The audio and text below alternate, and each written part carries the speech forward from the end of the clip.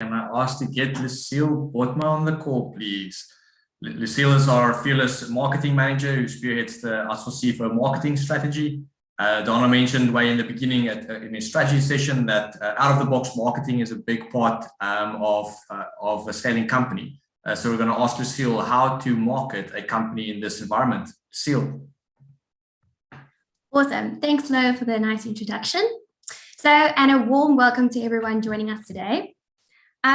So one of the questions that we get from a lot of entrepreneurs and business owners is this: how can my marketing efforts make more money for my business? So that's why I decided to take you through 10 easy steps to formulate your own marketing strategy for 2022. These have no themes or trends. It's just a few easy steps to help you drive your marketing efforts. That being said, let's start. So the first step is, in this context, business foundations. And that includes looking at your company's vision, your company's mission, the brand statement, perhaps you have a slogan, and most importantly, your company's annual goals. Because as you have learned now so far with all of the speakers before me, it is really important to have your goals in place, because from your company's annual goals, marketing should support and feed into that and then lead to sales. Step number 2 is internal assessment. So have a look, have an overview, think about what should we stop doing, this is not working, what should we start doing because it has a nice potential, and what should we keep on doing because it's working for us.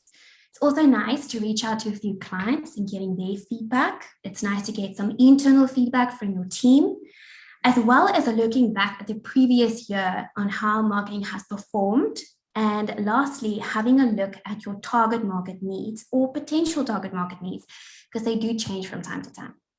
Step number 3 is market research. That meaning looking at your competitors.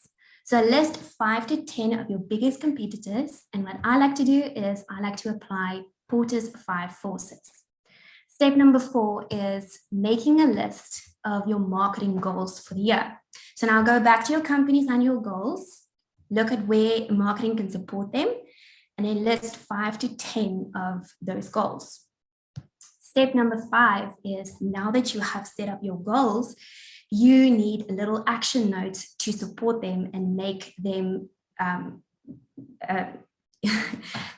happen, okay? So that could be search engine optimization, social media, public relations, events, maybe changing your website, and looking at paid media such as Google Ads.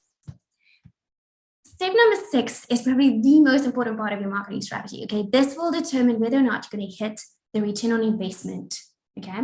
So if we give an example, this is how it would look. Go back to step 4, and now you've set out 10 goals, 10 marketing goals. Pick one that is the most, like, number 1 goal to achieve for the year. So let's say your company is looking to expand into a new country, so you have to create brand awareness. Now, how will we create brand awareness? Well, we might look at optimizing our SEO. We might communicate that through social media channels.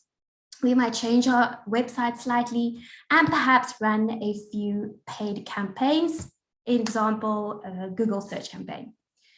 So all the other 9 goals, marketing goals that you had set up, they become second priority, with your number 1 goal being your primary goal priority.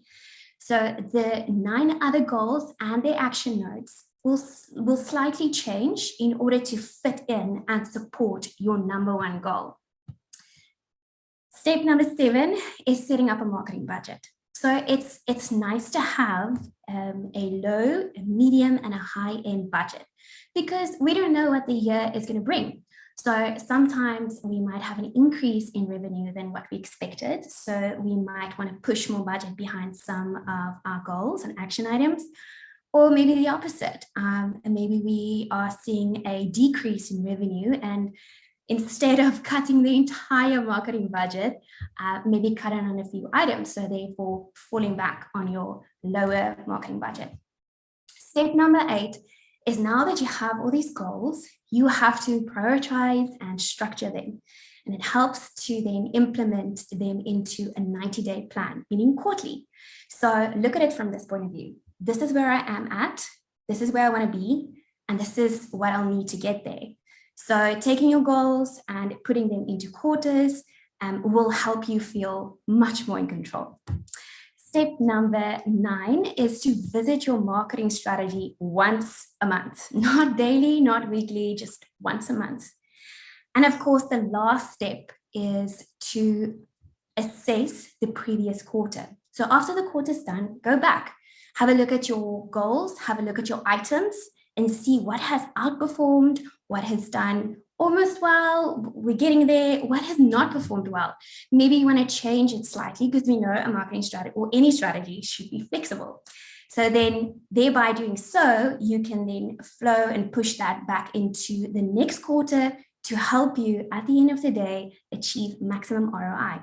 And so if you apply all these 10 steps, putting a marketing strategy together, you as a business owner and entrepreneur will have more peace of mind focusing on your company.